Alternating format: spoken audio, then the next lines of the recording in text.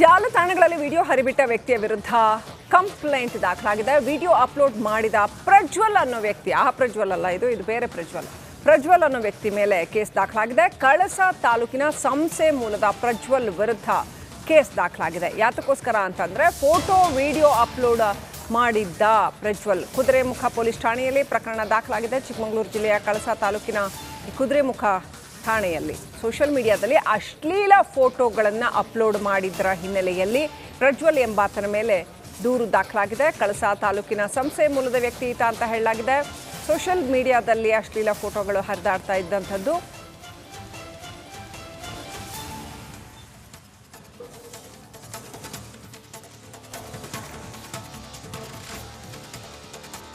Social media ಕೈಯಲ್ಲಿ ಸಿಕ್ಕಿದೆ, ಕೈಯಲ್ಲಿ ಮೊಬೈಲ್ ಇದೆ ಅಂತ ಏನೇನೋ ಅಪ್ಲೋಡ್ ಮಾಡೋಕೆ ಹೋದರೆ ಹಿಂಗಾಗುತ್ತೆ ನೋಡಿ. ಅಶ್ಲೀಲ ಫೋಟೋಗಳನ್ನ ಯಾವುದೇ ಇದ್ರೂ ಅಶ್ಲೀಲ ಫೋಟೋಗಳನ್ನು ಸಾರ್ವಜನಿಕವಾಗಿ ಈ ರೀತಿ ಅಪ್ಲೋಡ್ ಮಾಡಿದ್ರೆ, ಅಶ್ಲೀಲ ವಿಡಿಯೋಗಳನ್ನು ಅಪ್ಲೋಡ್ ಮಾಡಿದ್ರೆ ಅವ್ರ ವಿರುದ್ಧ ಕಂಪ್ಲೇಂಟ್ ಮಾಡಬಹುದು. ಅದಕ್ಕೆ ಉದಾಹರಣೆ ಈ ಪ್ರಕರಣ.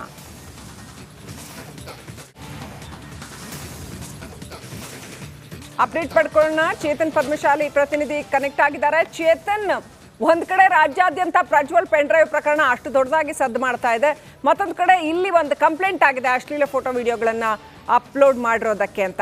ಏನಿದು ಪ್ರಕರಣ ಚೇತನ್?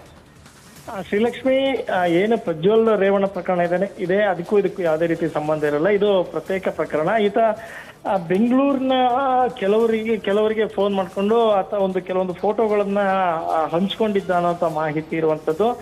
ಇದಕ್ಕೆ ಸಂಬಂಧಪಟ್ಟಂತೆ ದೂರು ನೀಡಿರುವಂತದ್ದು ಬೆಂಗಳೂರು ಮೂಲದವರು ಎನ್ನುವಂಥದ್ದು ಈಗ ಸದ್ಯಕ್ಕೆ ಇರುವಂತ ಮಾಹಿತಿ. ಮತ್ತೆ ಕುದುರೆಮುಖ ಪೊಲೀಸ್ ಠಾಣೆಯಲ್ಲಿ ಇದರ ಮೇಲೆ ಪ್ರಕರಣ ಕೂಡ ದಾಖಲಾಗಿದೆ. ಒಂದು ಏನು ಅಂದ್ರೆ ಸೋಷಿಯಲ್ ಮೀಡಿಯಾ ಏನಿದೆ, ಫೇಸ್ಬುಕ್ ಇರ್ಬೋದು. ನಡಿ ಈಗ ಶುರು ಮಾಡೋಣ.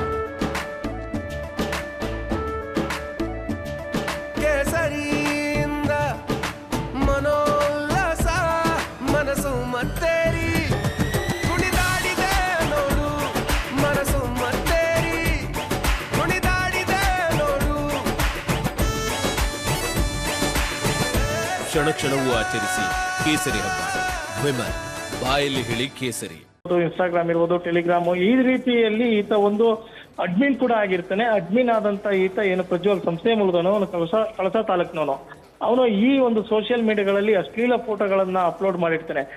ಈ ಒಂದು ಅಶ್ಲೀಲ ಫೋಟೋ ಅಪ್ಲೋಡ್ ಮಾಡಿದ ಹಿನ್ನೆಲೆಯಲ್ಲಿ ಏನು ದೂರುದಾರರಿದ್ದಾರೆ, ಅವರು ದೂರು ನೀಡಿದ ನಂತರ ಈತನನ್ನ ವಶಕ್ಕೆ ಕೂಡ ಪಡಿತಾರೆ. ಅದಾದ ನಂತರ ಏನು ಈತನಿಂದ ಒಂದು UPI ID ನಂಬರ್ ಅನ್ನು ಕೂಡ ಕಲೆಕ್ಟ್ ಮಾಡಿ ಅದನ್ನ ಓಪನ್ ಮಾಡಿದಾಗ ಅಲ್ಲಿ ಏನು ದೂರುದಾರ ನೀಡಿರುವಂತ ಕಂಪ್ಲೇಂಟ್ಗೂ ಮತ್ತೆ ಈತ ಅಪ್ಲೋಡ್ ಮಾಡೋದಕ್ಕೂ ಒಂದು ಸತ್ಯಾಸತ್ಯತೆ ಇರೋದ್ರಿಂದ ಸತ್ಯ ಬೆಳಕಿಗೆ ಬಂದ ಹಿನ್ನೆಲೆಯಲ್ಲಿ ಈ ಒಂದು ಪ್ರಕರಣವನ್ನು ಕೂಡ ಈಗ ದಾಖಲು ಮಾಡಿರುವಂತದ್ದು.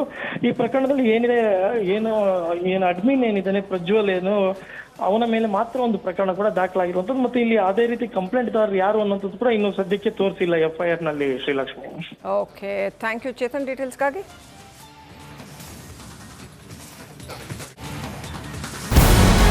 ನಮಸ್ಕಾರ, ಕರ್ನಾಟಕ ಪ್ರೈಮ್ ಟೈಮ್ಗೆ ಸ್ವಾಗತ. ನಾನು ಜಯಪ್ರಕಾಶ್ ಶೆಟ್ಟಿ.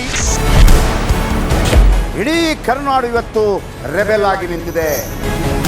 ಈ ಹಗರಣಗಳನ್ನು ಸದನದಲ್ಲಿ ಪ್ರಸ್ತಾಪ ಮಾಡಲು ಕೂಡ ಕಾಂಗ್ರೆಸ್ ಹಿಂದೇಟು ಹಾಕಿದ್ದೇಕೆ? ನಿಮ್ಗೆ ಸಂಬಳ ಅದಕ್ಕೆ, ನಿಮಗೆ ವಾಹನ ಅದಕ್ಕೆ, ನಿಮಗೆ ವೆಪನ್ ಅದಕ್ಕೆ, ನೀವು ಅದನ್ನು ಸೆರೆ ಹಿಡಿಬೇಕಾಗಿತ್ತು. ನೀವು ವಿದ್ಯುತ್ ಬರ ಇದೆ ಅಂತ ಹೇಳ್ತಾ ಇದ್ದೀರಿ, ಎಲ್ಲಿ ಬರ ಇದೆ ನೀವು ಹೇಳಬೇಕು. ಪಾಕಿಸ್ತಾನ್ ಆಕ್ಯುಪೈಡ್ ಕಾಶ್ಮೀರ್ ಅದು ಎಂದೆಂದಿಗೂ ನಮ್ಮದು. 40 ಮೆಷಿನ್ಗಳು ತಂದಿತ್ತು ನೋಟ್ ಎಣಿಸುವುದಕ್ಕೆ, ಅದೇ ಹಾಳಾಯಿತು. ಮಥುರಾದ ಗಲಾಟೆ ಇದೆಯಲ್ಲ, ಅದು ಸ್ಥಳೀಯವಾಗಿ ಕೂತು ಪರಿಹರಿಸಬಹುದಾದಂಥ ಕಾನೂನಿದೆ. ಗ್ಯಾರಂಟಿ ಯೋಜನೆಯಿಂದ ನಷ್ಟ ಆಗಿದೆ, ಲಾಭ ಆಗಿದೆ, ದಯವಿಟ್ಟು ಹೇಳಿ. Dawood Ibrahim most wanted criminal ಯಾವಾಗಾದ ಅಂದರೆ ಇಲ್ಲಿ ತನಕ ಭಾರತ ದೇಶದಲ್ಲಿ ಓರ್ವ ದಲಿತ ಪ್ರಧಾನಿಯಾದಂಥ ಇತಿಹಾಸವೇ ಇಲ್ಲ.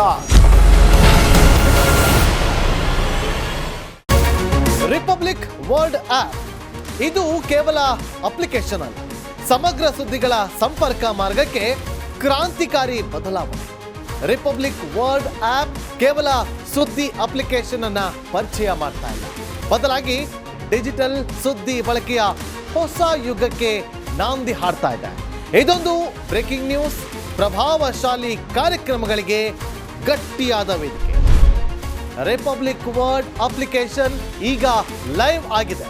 ಗೂಗಲ್ ಪ್ಲೇ ಸ್ಟೋರ್ ಮತ್ತು ಆಪಲ್ ಆಪ್ ಸ್ಟೋರ್ ಎರಡರಲ್ಲೂ ಲಭ್ಯವಿದೆ.